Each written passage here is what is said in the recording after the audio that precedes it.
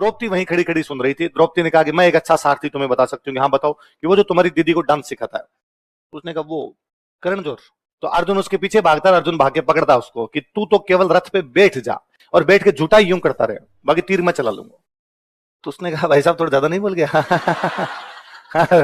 ऐसे नहीं होता भैया, आप समझ नहीं पा रहे, आपका ताता दिन दिन किया हुआ है उधर। इधर भाई साहब युद्ध करना है। अर्जुन ने कहा तू बैठ रहे, मैं थप्पड़ मारूंगा तेरे। और मैं अर्जुन हूं, अर्जुन पांडु पुत्र अर्जुन, विराटनगर। विजय सियाग सर ने बाण गंगा बताया होगा। अर्जुन ने बाण मार के गंगा निकाल दी, इसलिए नाम ही क्या हो गया? क्योंकि अर्जुन ने, पांडवों ने अपना अज्ञातवास कहां पे बिताया था? विराटनगर। कहां बिताया था? पांडवों को 12 साल का वनवास और 1 साल का अज्ञातवास मिला था। तो 12 साल का वनवास में तो उन्होंने बिता लिया, अब 1 साल का अज्ञातवास। अज्ञात मतलब आपके बारे में कोई ज्ञात होना नहीं चाहिए, कोई भी ज्ञान होना नहीं। तो कहां छुपे जाके? तब वो आके राजा विराट के पास छुपे थे। किसके पास छुपे? राजा विराट के पास। यहाँ के अलग अलग नौकरियां करने लगे थे। भीम बन गए थे रसोइये। क्या बन गए थे? रसोई। उधर जो राजा विराट की रानी थी सुदेशना, क्या नाम था? सुदेश। द्रौपदी जाके वहां नौकरानी बन गई थी। अर्जुन जो था वो राजा विराट की एक बेटी हुआ करती थी, क्या नाम था? उत्तरा, राजकुमारी उत्तरा। क्या नाम था? राजकुमारी उत्तरा को डांस सिखाने लग गया था, है ना। पहले थर्ड जेंडर के जो लोग होते हैं उनको डांस वगैरह सिखाने के लिए रखते, तो अर्जुन ने वो कैरेक्टर धारण कर लिया था, बरहनल्ला। क्या बन गया था? बरहनल्ला बनकर वहां पर डांस वांस सिखाने का काम करने लग गया था। तो सब अलग अलग वैसे काम में लगे हुए थे। और उधर से द्रोणाचार्य को पता चला कि आजकल पांडव कहां पर रहते हैं, कहां पे रहते हैं?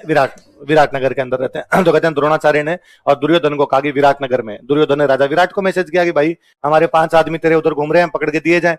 अब राजा विराट को बेचारा क्या पता 5 कौन है, वो तो अलग अलग वेशभूषा में और छुपे हुए थे। उसने कहा नहीं हमारे पास तो नहीं है।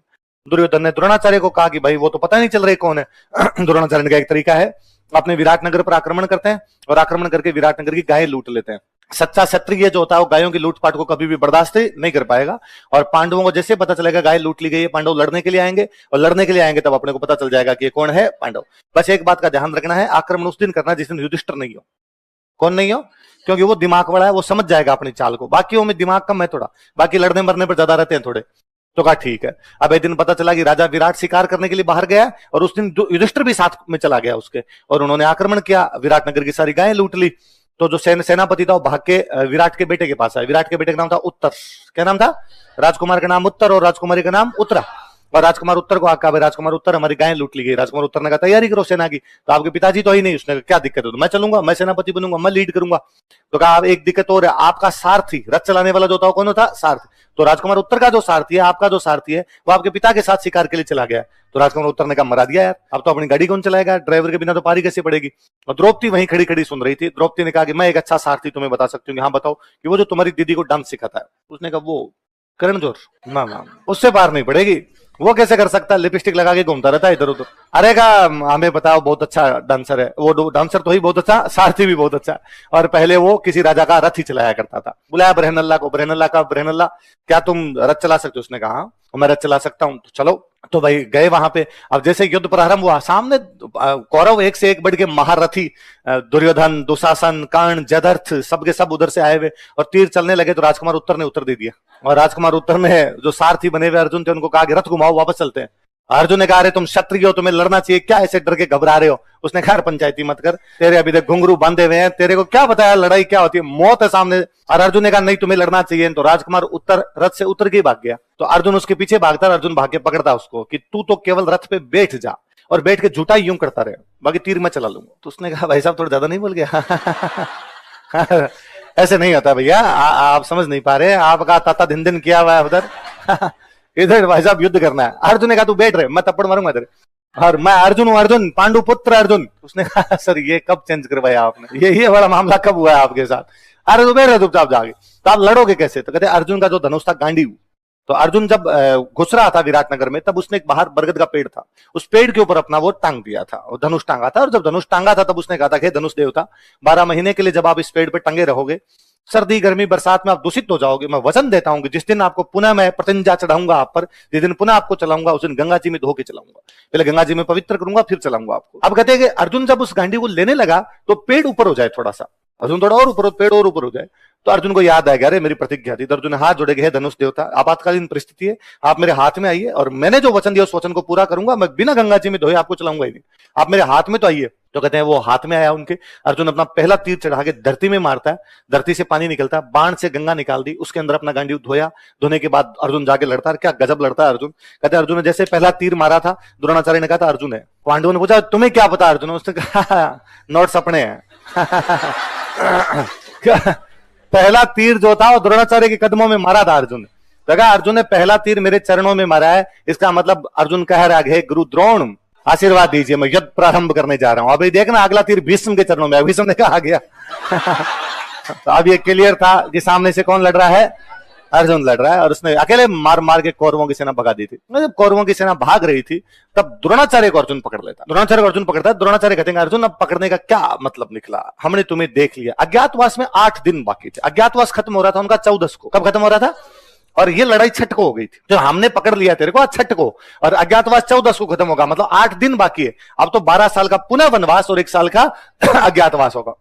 तो अर्जुन ने कहा गुरु द्रोण इस बात की कौन गारंटी देता कि मैं अर्जुन हूं, किसने देखा है मुझे अर्जुन के वेश में। तो द्रोण ने कहा मैंने देखा, मैं कहूंगा मैं मार दूंगा, वरना मुझे वचन दो आज कि आपसे जब पूछा जाएगा आप कहोगे कि आपने मुझे 14 के दिन देखा था, छठ के दिन देखा। कहते हैं कि जब अज्ञातवास, जब एक तो पहले अर्जुन और जब वापस लौटे तब तक राजा विराट और युधिष्ठिर शिकार करके वापस आ गए थे। राजा विराट और युधिष्ठिर बैठे बैठे चौपड़पा से खेल रहे, चौपड़पा से खेलते थे, चौपड़पा से खेल रहे थे। तो सेनापति उधर से नारे लगाते हुए आए राजा विराट की जय हो, विराटनगर की जय हो, विराटनगर की जीत हुई। और कहते राजा विराट ने यूं पासा फेंकते हुए कहा कि जहां पर मेरा राजकुमार उत्तर जाएगा वहां हारने की कोई संभावना भी नहीं। भाई बाप को तो अपने बेटे पे होता ही है यार इसमें। तो युधिष्ठिर ने वापस पासा फेंकते हुए कहा कि नहीं, आज की जीत बरहन अल्लाह ने जिताई है। किसने जिताई है? युधिष्ठिर को पता था कि अपने वाला भाई कांड कर गया, इसकी कहां औकात थी। तो राजा विराट को इतना गुस्सा आता है कि राजा विराट पासा लेके युधिष्ठिर के नाक पे मारते, नाक तोड़ देते हैं युधिष्ठिर कि भाई तुम ऐसा कैसे कह सकते हो मेरे बेटे के बारे में, वो बरहन अल्लाह जिताएगा, मतलब मेरा बेटा नहीं जिताएगा। इतने में राजकुमार उत्तर खुद ही आ जाता है, और राजकुमार उत्तर आकर तक पिताजी युधिष्ठिर ये सही बोल रहे हैं, इन्होंने ही बरहन अल्लाह ने युद्ध जिताया है, और जिसे आप बरहन अल्लाह समझ रहे हैं वो पांडुपुत्र अर्जुन है, जिनकी अभी अभी अपने नाक तोड़ी है, ये धर्मराज युधिष्ठिर है, वो जो अपनी रसोई में सुबह शाम एक आदमी लगा हुआ है वो भीम है, ये जो बाहर 2 बॉडीगार्ड खड़े नकुल और सहदेव है, और माता के महल के अंदर जो दासी के रूप में काम कर रही है वो महासती द्रौपदी है। और बड़ा फील होता है राजा विराट को, अरे यार मैंने कितना बड़ा पाप किया जो इन लोगों से काम करवाया।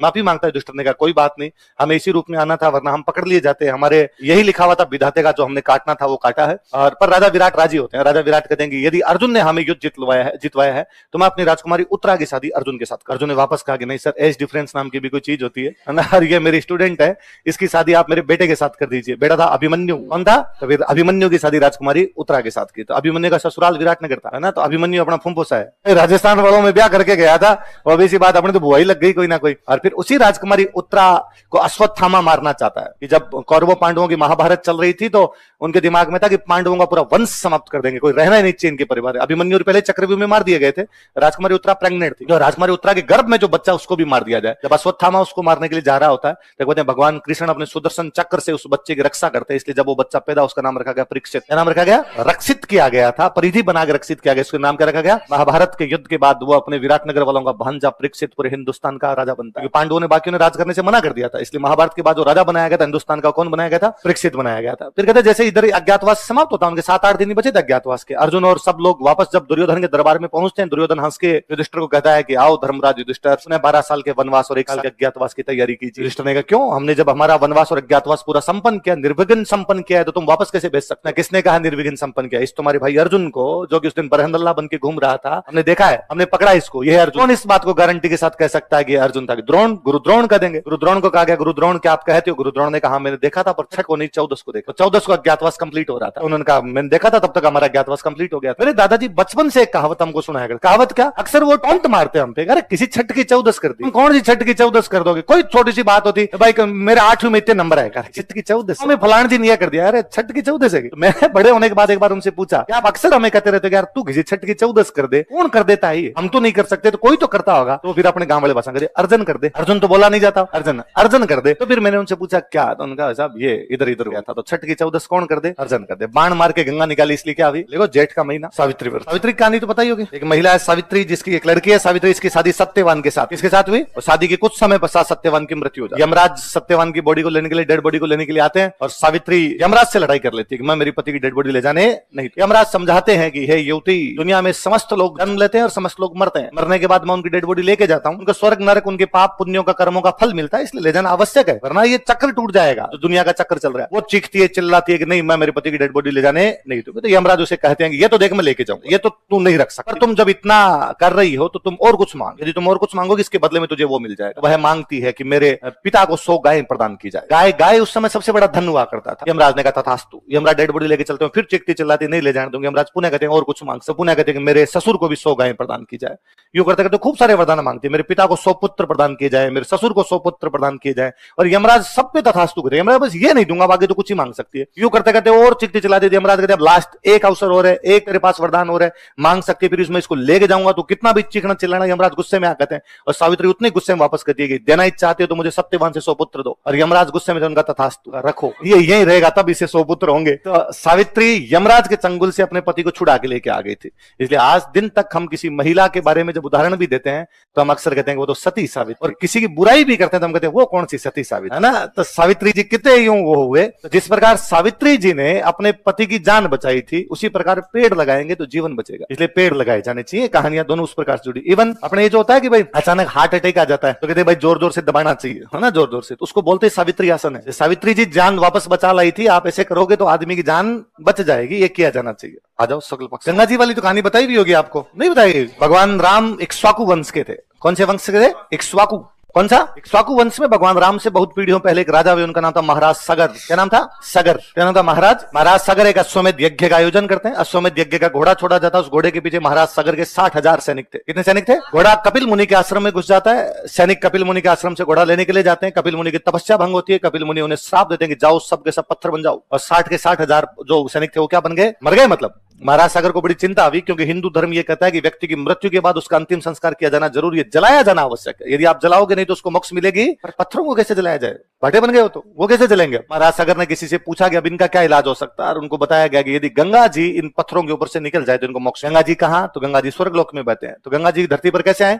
राजी किए जाए। महाराज सागर मां गंगा की तपस्या करते हैं, पर मां गंगा राजी। महाराज सागर के बाद कई पीढ़ियों तक लगातार गंगा जी की तपस्या की गई, गंगा जी धरती पर नहीं आए तो नहीं आए। फाइनली एक राजा इक्ष्वाकु वंश में महाराज सागर की कई पीढ़ियों बाद बनते महाराज भागीरथ। कौन बनते हैं? 12 वर्ष तक एक टांग पर खड़े रह के घनघोर तपस्या के बाद में मां गंगे राजी वीर। मां गंगे ने कहा मांग भागीरथ मांग, जो मांगेगा तुझे मिलेगा। राजा भागीरथ ने कहा है माते गंगे, यदि आप स्वर्गलोक से धरती पर पधारो और मेरे 60,000 जो पूर्वज जो किसी युद्ध के अंदर या किसी एक ऋषि के श्राप की वजह से पत्थर बन गए थे, उनके ऊपर से यदि निकलो तो उनको मोक्ष मिले, वरना उनकी आत्माएं भटक रही है, उनको अगली योनि प्राप्त नहीं होगी। और मां गंगे ने कहा कि भागीरथ मैं तुमसे राजी हूं, मैं उन 60,000 लोगों के ऊपर से निकल के उनको मोक्ष प्रदान कर दूंगी, पर एक दिक्कत दूसरी है, मैं जब धरती पर गिरूंगी मेरा प्रवाह, मेरा वेग, मेरा फ्लो इतना तेज है, धरती पे खड्डे खड्डे कर दूंगी, मैं गिरूंगी कहां? फिर वापस चिंतन किया गया, अब क्या किया जाएगा? शिव अपनी जटाओं के अंदर गंगा जी को यदि समाहित कर ले तो गंगा जी धरती पर आ सकते हैं। भोले भंडारी को राजी किया गया, भोले भंडारी बैठे, गंगा जी सबसे पहले शिव की जटाओं में आके गिरे। इसलिए आज दिन तक शिव जी के तमाम फोटो में यहां से जल निकल रहा है, वो जल गंगा जी है। उसके बाद में 60,000 लोगों के ऊपर से निकले, उनको मोक्ष प्रदान की, इसलिए गंगा जी को बोलते हैं मोक्षदायिनी। क्या बोलते हैं? राजा भागीरथ की वजह से आए थे, इसलिए गंगा जी को बोलते हैं भागीरथी। क्या बोलते हैं? वो दिन था ज्येष्ठ शुक्ल दशमी। कौन सा दिन था? इसलिए इसको बोलते हैं गंगा दशमी। क्या बोलते हैं? धरती पर गंगा जी आ गए थे, पानी के प्रति हमने बड़ा सम्मान प्रकट किया कि धरती पर गंगा जी खुद आ गए, इसलिए अगले दिन हमने पानी पिया ही नहीं। अगले एक दिन हमने निर्जल रहे, हम क्या रहे? लिख लो निर्जला एकादशी। इस दिन यदि आप पानी नहीं पीते हैं आपको पुण्य प्राप्त होता है। इस दिन यदि आप लोगों को पानी पिलाते हैं तो भी आपको पुण्य की प्राप्त। पिलाते हैं, ये जयपुर में तो मैंने खूब ही देखा, ये तो यहाँ पे वो रूह अफजान कहीं पिलाते रहते हैं वैसा। तो मैं तो एक बार नया नया आया था, त्रिवेणी वाला पुलिया नहीं है अपना, त्रिवेणी वाले पुलिया से बाइक लेके उतर रहा था, मेरे को तब तक पता नहीं था जयपुर में पकड़ पकड़ के पिलाते हैं ऐसे पानी। और आज निर्जला एकादशी है, जब तक इन चीजों से नहीं जुड़े हुए तब तक पता भी नहीं चले। तो दो भाई साहब मुस्टंडे टाइप के भैया खड़े थे, मेरे को बाइक कम ही चलानी आया करती थी, मैं धीमे धीमे उतार रहा था उससे, और उन्होंने कहा रुक जा, तो मैं यूं डर के मारे ही रुका, मगर आज ये कूटेंगे जिसमें कोई शक नहीं है। तो मुझे लगा हो सकता है पीछे किसी से थोड़ी मोड़ी भिड़ गई हो, अपने को ध्यान नहीं पड़ा, चलते में भिड़ गई हो कोई, और इन्होंने आगे कहा आगे आ रहा है, आगे निकाल रहे पकड़ ला। तो मैंने क्या हुआ भैया? उनका इधर साइड में जाओ, वो नीचे पानी पिला रहे थे उस पुलिये के, तो मुझे क्या था पुलिये के नीचे पानी पिला रहे, उनका गाड़ी इधर लगा दो। अब मैं